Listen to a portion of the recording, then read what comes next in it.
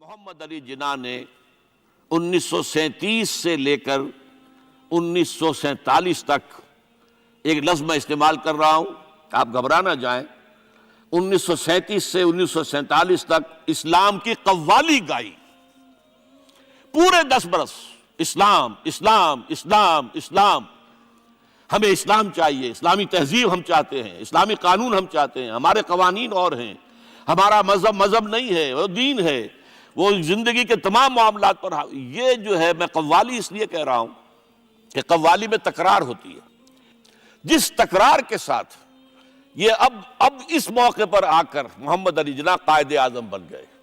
مسلمانوں کے دلوں کی بات، اقبال نے جو ولولہ پیدا کر دیا تھا، ایک ولولہ تازہ دیا میں نے دلوں کو، لاہور سے تا خاک بخارا و سمرقند، وہ جو ولولہ تھا، جو غلغلہ تھا، اب محمد علی جناح کی زبان سے جب وہ بات آئی ہے تو یہ مسلمانوں کے دل کی آواز تھی، ان کی روح کی پکار تھی۔ لہذا اب مسلم لیگ ایک عوامی جماعت بنی اور محمد علی جناح اب قائد اعظم قرار پائے۔ بہرحال یہ وہ معاملہ تھا کہ جب قائد اعظم نے اسلام کا جو ہے راگ الاپا ہے یا قوالی گائی ہے، تو اب اس کے نتیجے میں جیسے قوالی میں ہوتا ہے، قوم کو حال آ گیا۔ آپ ذرا سوچئے، مسلم لیگ کو مائنورٹی پراونسز کے لوگوں نے کیوں ووٹ دیے تھے؟ کیا یو پی کبھی پاکستان میں آ سکتا تھا؟ کیا مدراس کبھی پاکستان میں آ سکتا تھا؟ کیا بامبے پاکستان میں آ سکتا تھا؟ کیا سی پی پاکستان میں آ سکتا تھا؟ پھر ذرا سوچئے، عقل کے خلاف بات نظر آتی ہے۔ یہ حال میں آنے والے کا معاملہ ہے، جہاں جذبات کی جو ہے وہ حکمرانی ہو جاتی ہے، عقل ایک طرف رہ جاتی ہے، ورنہ کیا بات ہے، ان کے تو اسلام پاکستان کے ساتھ کوئی تعلق نہیں ہو سکتا تھا، پھر مسلم لیگ کو ووٹ دے رہے ہیں، پاکستان کے لیے ووٹ دے رہے ہیں۔ پاکستان کا ریزولوشن 47 میں ہو چکا ہے، اور 46 کے الیکشن میں مسلم لیگ کامیاب ہوتی ہے پورے ہندوستان میں، the majority provinces as well as the minority provinces، جس میں کہ مسلم لیگ کو جو ہے پورے ہندوستان کے مسلمانوں کی واحد نمائندہ جماعت ہونے کی جو ہے ایک حیثیت حاصل ہو جاتی ہے۔ ایک جلسہ ہوا لاہور میں، اسلامیہ کالج میں، حبیبیہ ہال میں، مسلمان خواتین کا۔ وہاں جو قائد اعظم نے الفاظ کہے ہیں، یہ پھر میں کہہ رہا ہوں، ذرا نوٹ کیجئے، یہ کسی خطیب اور کسی شعلہ بیان مقرر کے الفاظ نہیں ہیں، یہ قائد اعظم کے الفاظ ہیں۔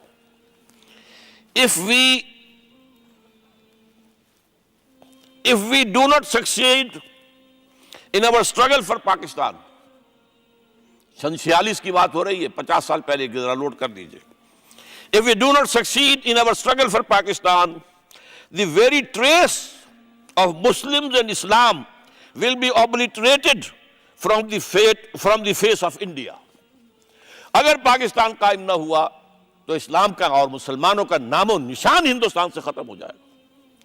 اور یہ بات انہونی نہیں تھی، یہ بالکل یوں سمجھئے کہ ایکشن ریپلے ہوتا ہسپانیہ کا، وہاں بھی 800 برس حکومت کی تھی، پھر وہ وقت آیا ہے 15ویں صدی کے آخر میں اور 16ویں صدی کے شروع میں، ایک بچہ تک باقی نہیں رہا، یا سارے قتل، یا زندہ جلا دیے گئے، یا انہیں بھر بھر کر جہازوں کے اندر، اور میڈیٹرینین کیا ہے وہاں، خاص طور پر اسپین کے اور شمالی جو ساحل ہے افریقہ کا، اس میں کتنا فاصلہ ہے، جہازوں میں بھر بھر کے شمالی جو ساحل تھا اس پر ڈمپ کیا گیا، کوئی ایک بچہ تک نہیں وہاں بچا جہاں 800 برس تک حکومت کی تھی۔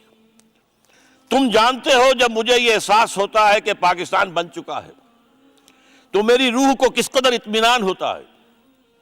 یہ مشکل کام تھا اور میں اکیلا اسے کبھی نہیں کر سکتا تھا۔ میرا ایمان ہے کہ یہ رسول خدا صلی اللہ علیہ وسلم کا روحانی فیض ہے کہ پاکستان وجود میں آیا۔ اب یہ پاکستانیوں کا فرض ہے کہ وہ اسے خلافت راشدہ کا نمونہ بنائیں، تاکہ خدا اپنا وعدہ پورا کرے اور مسلمانوں کو زمین کی بادشاہت دے۔ معلوم ہوا قائد اعظم کے علم میں وہ احادیث بھی تھیں جن میں یہ پیشن گوئی ہے کہ قیامت سے قبل پوری دنیا میں نظام خلافت قائم ہوگا اور امت محمد صلی اللہ علیہ وسلم کی حکومت قائم ہوگی۔ Tables will be turned. ابھی جو ہو رہا ہے وہ یقیناً جو ہے اور حالات خراب سے خراب تر بھی آئیں گے، ابھی اور کچھ روز فضاؤں سے لہو برسے گا، لیکن in the long run the tables will be turned, اور ہوگا۔ اس کی خبر دی ہے محمد رسول اللہ صلی اللہ علیہ وسلم نے۔ دو عظیم شخصیتیں مسلمانوں نے ہند کے اندر پیدا ہوئی، ان دونوں کو ہم کہہ سکتے ہیں کو فاؤنڈرز آف پاکستان۔ ایک علامہ اقبال جو مفکر، فلسفی، دانشور، شاعر، اور دوسرے مسٹر ایم اے جناح۔ میں وضاحت کر دوں کہ میری تقریر کے اس حصے میں لفظ قائد اعظم استعمال نہیں ہوگا۔ قائد اعظم وہ بعد میں بنے، ایک طویل عرصے تک وہ مسٹر ایم اے جناح تھے، اس کی میں کچھ تھوڑی سی تشریح ابھی آپ کے سامنے کر دوں گا۔ تو اس دور کے حوالے سے جب بات ہوگی تو میں مسٹر جناح یا مسٹر ایم اے جناح کہوں گا، قائد اعظم نہیں۔ تو دوسری طرف مسٹر ایم اے جناح تھے جو بیرسٹر تھے، وکیل تھے، اور ساتھ ہی ایک سیاسی کارکن بھی تھے۔ ان کی شخصیتوں کے بعض پہلو جو ہے بہت دلچسپ ہے، بہت مختصر میں ان کا اشارہ کر رہا ہوں۔ دونوں بہت ہی یوں سمجھیے کہ قریبی ہم عصر۔ علامہ اقبال جو ہے مسٹر جناح سے صرف 10.5 مہینے چھوٹے تھے۔ جناح صاحب کی پیدائش ہو رہی ہے 25 دسمبر 1876 کو، اور علامہ اقبال کی 9 نومبر 1877 کو، 10.5 مہینے کا فرق ہے۔ مقام جو ہے پیدائش کا اقبال کا تو طے ہے سیالکوٹ، اس میں کوئی اختلاف نہیں۔ جناح صاحب کے مقام پیدائش کے بارے میں اگرچہ عام طور پر کہا جاتا ہے کراچی، لیکن حیدرآباد سندھ میں یونیورسٹی کے ساتھ ملحق ہے انسٹیٹیوٹ آف سندھولوجی، وہاں کے محققین کا فیصلہ ہے اور تحقیق کے بعد کہ وہ جھرک ایک مقام ہے ٹھٹھا کے قریب، وہاں پیدائش ہوئی تھی۔ بہرحال اس مسئلے کو چھوڑ دیجئے، کوئی دلچسپی اس کی کوئی اہمیت نہیں ہے۔ ایک البتہ بات ذرا دلچسپی کی بھی ہے، علامہ اقبال کے بارے میں معلوم ہے ان کا پس منظر خاندانی جو تھا وہ کشمیری پنڈت، کوئی اختلاف نہیں۔ ایم اے جناح کے پس منظر کے بارے میں اختلاف ہے، عام طور پر مشہور ہے کہ وہ اسماعیلی کھوجے تھے، لیکن مجھے ایک عجیب اقتباس ملا ہے، یہ 1964 میں آپ بیتی نمبر شائع کیا تھا ماہنامہ نقوش نے 1200 صفحے کا، اس میں تمام مشاہیر کی زندگی کے حالات ان کے اپنے تحریر سے یا اپنے قول کے حوالے سے بڑی خوبصورتی سے جمع کیے گئے۔ اس میں مسٹر جناح کا قول یہ ہے کہ میں اصل میں منٹگومری کے علاقے کے راجپوت ایک خاندان کی نسل سے ہوں۔ اس میں ان کا قول سنا دیتا ہوں، میرے پاس اس کی یہ فوٹو سٹیٹ موجود ہے۔ میں پنجابی راجپوت ہوں، کئی پشتیں گزری، میرے ایک جد کاٹھیا واڑ چلے گئے تھے، وہاں انہوں نے ایک خواجہ لڑکی سے شادی کر لی تھی اور انہی کے خاندان میں مل گئے تھے۔ اس وقت سے ہم لوگ کھوجوں میں شمار ہونے لگے۔ میرے وہ جد جو کاٹھیا واڑ چلے گئے تھے ضلع منٹگومری کے رہنے والے تھے۔ اب اس کا حوالہ کیا ہے؟ یہ بات قائد اعظم کے منہ سے اس وقت نکلی جب نواب صاحب باغپت نے کہا کہ آپ کا خاندان تو تجارت پیشہ ہے، پھر آپ میں یہ گھن گرج کہاں سے آئی؟ تو اس کے جواب میں قائد اعظم نے فرمایا کہ میں اصل میں اسماعیلی کھوجا نہیں ہوں، بلکہ میری رگوں میں جو خون ہے وہ راجپوت کا ہے۔ اور اس کے راوی ہے صغیر احمد عباسی، پرائیویٹ سیکریٹری نواب صاحب چھتاری۔ بہرحال یہ ایک دلچسپی کی بات تھی اور کوئی اہمیت اس کی خاص نہیں ہے۔ البتہ ایک اور بات جس کی اہمیت ہے، علامہ اقبال کے خاندانی اثرات میں مذہبی روح، مذہبی جذبہ جو ہے وہ بڑا گہرا تھا۔ ان کے والد شیخ نور محمد صوفی مزاج بزرگ تھے، نماز روزے کی پابندی والی معاملہ تو تھا ہی 100%، لیکن ان کا مزاج صوفیانہ تھا۔ والدہ بہت نیک۔ پھر ان کی ابتدائی تعلیم جو ہے جس ماحول میں ہوئی ہے، علامہ میر کاشمیری بہت بڑے عالم، بہت بڑے جو ہے مدرس، ان کا فیض حاصل ہوا ہے۔ تو یہ اقبال کی تربیت کے اندر، ابتدائی تربیت کے اندر مذہب کا حصہ کافی تھا۔ ایسی کوئی چیز محمد علی جناح کے معاملے میں ہمارے علم میں نہیں ہے۔ جناح پونجا ان کے والد تھے اور ایک عام درجے کے کاروباری تھے، چمڑے کا کاروبار کرتے تھے، لیکن اس میں شک نہیں کہ ذہانت، فطانت، محنت، مشقت میں محمد علی جناح بہت آگے تھا، بہت آگے تھا۔ اس نے 16 سال کی عمر میں میٹرک تو کیا، لیکن پھر ذرا غور کیجئے 20 سال کی عمر میں انگلستان سے بیرسٹری کر کے واپس آ گیا، 20 سال کی عمر میں، اور آتے ہی پریکٹس شروع کی کراچی میں۔ کراچی میں پریکٹس نہیں چل سکی، جمی نہیں، تو پھر چلے گئے بمبئی، اور بمبئی میں ان کی پریکٹس جو ہے وہ جم گئی۔ اب یہاں سے معاملہ جو آگے کا ہے وہ بہت اہم ہے۔ محمد علی جناح کا مزاج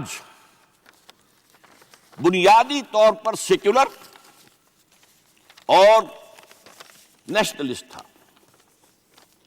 چنانچہ 1906 میں جب مسلم لیگ قائم ہوئی ہے، وہ مسلم لیگ میں شامل نہیں ہوئے۔ ان کا کہنا یہ تھا کہ اس کا نصب العین بلند نہیں ہے، اس کا مقصد اعلیٰ نہیں ہے۔ یہ کیا؟ یہ صرف اپنی جداگانہ نمائندگی کے حصول پر اور انگریز کو اپنی وفاداری کا یقین دلانا، یہ کوئی اونچا نصب العین تو نہیں ہے۔ اس کی بجائے وہ کانگریس میں تھے، اور دادا بھائی نورو جی جو صدر تھا کانگریس کا، اس کے سیکریٹری تھے۔ اس کے بعد بھی 7 برس تک وہ مسلم لیگ میں شامل نہیں ہوئے۔ 1913 میں جب مسلم لیگ نے بھی خود اختیاری کے حصول کو اپنا نصب العین بنا دیا، تب مسلم لیگ میں شامل ہوئے، اور وہ بھی مولانا محمد علی جوہر کے بہت اصرار پر۔ اس کے بعد بھی 1920 تک انہوں نے ڈوول ممبرشپ برقرار رکھی، کانگریس کے بھی، مسلم لیگ کے بھی۔ اور اس پورے عرصے میں ان کا سارا رول یہ تھا کسی طرح ہندوؤں اور مسلمانوں کے درمیان مصالحت ہو جائے، کسی طرح کوئی فارمولہ طے ہو جائے جو ایگریڈ اپون ہو، جس سے مسلمانوں کی تشویش بھی ختم ہو، انہیں بھی کچھ اطمینان ملے کہ ہمارا مستقبل جو ہے وہ بہت خطرے میں نہیں ہے، ہمیں کوئی اطمینان حاصل ہو جائے۔ اس کے لیے کوئی فارمولہ بنے، کسی طریقے کی محنت کی جائے، اس کے لیے جو سر توڑ کوشش انہوں نے کی ہے۔ اور جان لیجئے کہ ان کے ذہن کے اندر، جیسا کہ میں نے کہا ہے، وہ انداز جو ہے وہ سیکولر اور نیشنلزم کا بہت گہرا تھا۔ ان کو ان کی خدمات کے طفیل میں کہا گیا ایمبیسڈر ہندو مسلم اتحاد کا سفیر، اور یہ کہنے والا کون؟ گوکھلے۔ لیکن یہ کہ انہیں قدم قدم پر مایوسی کا سامنا کرنا پڑا۔ انہوں نے بڑی محنت کر کے، چونکہ 1920 تک ان کے پاس ڈوول ممبرشپ تھی، تو کوشش کی کہ کانگریس کا اور مسلم لیگ کا اجلاس ایک ہی مقام پر ہو، تاکہ لیڈروں کا آپس میں میل جول، گفتگو، وہاں پہ ان کے بھی سارے لیڈر آئے ہوئے ہوں، ادھر کے بھی آئے ہوئے ہوں، تو اس سے یہ کہ گفت و شنید سے کوئی راستہ نکل آئے۔ چنانچہ 1915 میں بمبئی میں اجلاس ہوا، اور 1916 میں لکھنؤ میں۔ اور لکھنؤ میں پہلی مرتبہ ہندوؤں نے کچھ مسلمانوں کے اس مطالبے کو تسلیم کیا کہ انتخابات جو ہیں جداگانہ اصول پر ہوں گے، مسلمانوں کو ان کی جو تعداد ہے آبادی کی، اس کی نسبت سے سیٹیں ملیں گی۔ یہ جناح کی بہت بڑی کامیابی تھی۔ لیکن اس کے پس منظر میں نوٹ کیجئے ایک اور چیز تھی بڑی اہم۔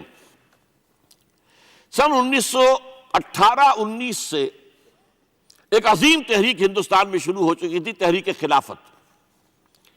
کیونکہ خلافت عثمانیہ کو ختم کرنے کے لیے بڑی سازشیں چل رہی تھیں، یہودی سرگرم تھے، اور برطانیہ کے ذریعے سے وہ چاہتے تھے کہ اس کو جو ہے وہ ختم کیا جائے، خلافت کو۔ اس وقت ہندو مسلمان ایک ہو گئے تھے۔ گاندھی خلافت کی تحریک میں شریک ہوا، حالانکہ کہاں گاندھی کہاں خلافت، کیا ان میں رشتہ کیا ہے، لیکن اسے اندازہ ہو گیا تھا کہ اگر ہم نے مسلمانوں کا ساتھ اس وقت نہیں دیا، جبکہ پورا ہندوستان گونج رہا تھا، بولی اماں محمد علی کی جان بیٹا خلافت پہ دے دو، ساتھ ہیں تیرے شوکت علی بھی جان بیٹا خلافت پہ دے دو، پورا ہندوستان۔ ایک عظیم تحریک تھی، اس میں کوئی شک نہیں، بہت بڑی تحریک۔ لہذا اس پس منظر میں اسی کا اثر میں سمجھتا ہوں یہ ہوا کہ لکھنؤ پیکٹ ہوا 1916 میں، اور قائد اعظم کو اس میں کچھ سہولت جو ہے وہ نظر آ گئی، اپنی کامیابی کی شکل نظر آئی۔ لیکن جیسے ہی تحریک خلافت ختم ہوئی، ختم تو اس لیے ہو گئی کہ مصطفیٰ کمال پاشا نے خود ختم کر دی خلافت۔ وہ تو جیسا کہ پھر علامہ اقبال نے بھی کہا تھا، چاک کر دی ترک ناداں نے خلافت کی قبا، سادگی اپنوں کی دیکھ اوروں کی عیاری بھی دیکھ۔ بہرحال خلافت ختم ہو گئی تو وہ سارا جوش خروش وہ سارا ختم ہو گیا۔ اس لحاظ سے یہ ہے کہ صورتحال تبدیل ہو گئی، اور اب ہندوؤں کے اندر دوبارہ وہ اپنی جو عصبیت اور مسلمانوں کے خلاف ان کے اندر جو جذبات تھے وہ اوپر ابھر کر آئے۔ چنانچہ 1928 میں نہرو رپورٹ شائع ہوئی ہے، جس نے کہ اس معاملے کے اندر ساری امیدیں جو مسلمانوں کو ہو سکتی تھی ہندوؤں سے، ان سب کا قلع کما کر دیا، اور معلوم ہوا کہ ہندو کسی درجے میں بھی مسلمانوں کو کوئی حیثیت دینے کو تیار نہیں۔ یہ نہرو رپورٹ جو ہے یہ بہت ہی یوں سمجھیے کہ ٹرننگ پوائنٹ ہے۔ اس کے بعد جناح صاحب نے کوشش اور کی، تجاویز دہلی کچھ اور خاکہ دیا کہ کم سے کم یہ مان لو، وہ بھی رد کر دی گئی۔ پھر 14 نکات دیے، وہ بھی رد کر دیے گئے۔ اس کا نتیجہ یہ نکلا کہ انتہائی مایوس، دل گرفتہ، دل شکستہ ہو کر محمد علی جناح نے ہندوستان کو خیر بات کہہ دیا۔ یہ نوٹ کیجئے، ان کی زندگی کا ایک دور یہاں ختم ہوتا ہے۔ 1931 میں وہ انگلستان منتقل ہوئے، ایک کوٹھی خریدی، اپنی لیگل پریکٹس شروع کر دی، اور ہندوستان کی سیاست سے بالکل کنارہ کشی کر لی۔ ایس ایم اکرام صاحب کا نام بہت سے حضرات کے علم میں ہوگا، ان کی 3 کتابیں جو ہیں بڑی مارکت الآراء ہیں، آب کوثر، موج کوثر، روض کوثر۔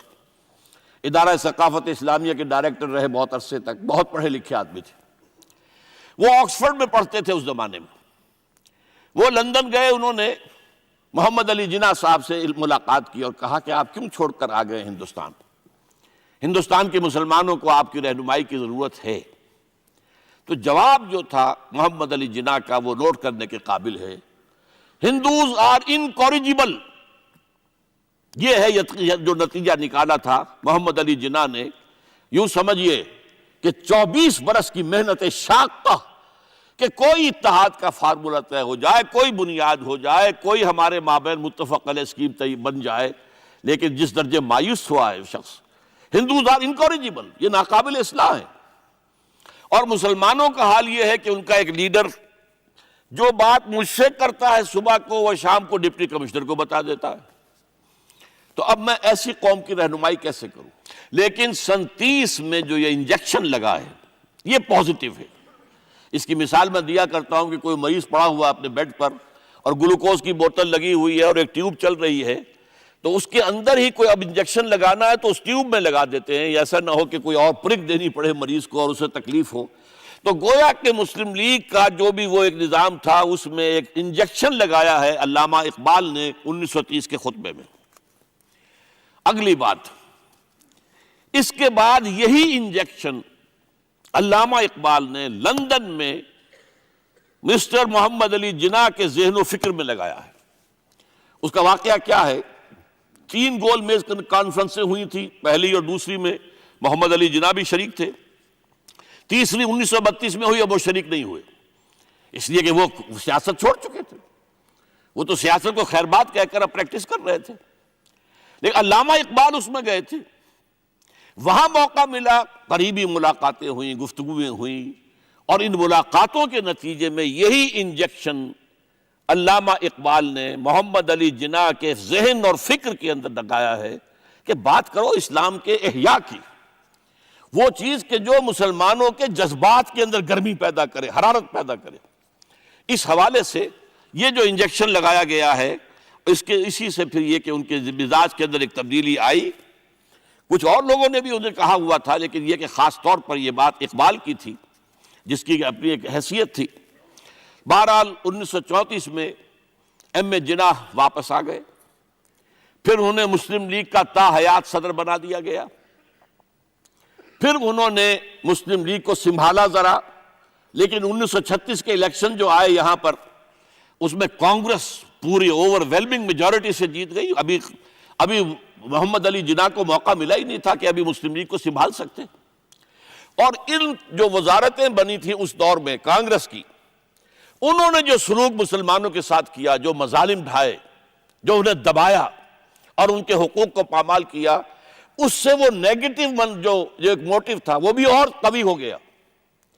اور اس کے بعد پھر محمد علی جناح نے 1937 سے لے کر 1947 تک، ایک لفظ میں استعمال کر رہا ہوں، آپ گھبرا نہ جائیں، 1937 سے 1947 تک اسلام کی قوالی گائی. پورے 10 برس اسلام اسلام اسلام اسلام، ہمیں اسلام چاہیے، اسلامی تہذیب ہم چاہتے ہیں، اسلامی قانون ہم چاہتے ہیں، ہمارے قوانین اور ہیں، ہمارا مذہب نہیں ہے، وہ دین ہے، وہ زندگی کے تمام معاملات پر. یہ جو ہے، میں قوالی اس لیے کہہ رہا ہوں کہ قوالی میں تکرار ہوتی ہے. جس تکرار کے ساتھ یہ اب اس موقع پر آ کر محمد علی جناح قائد اعظم بن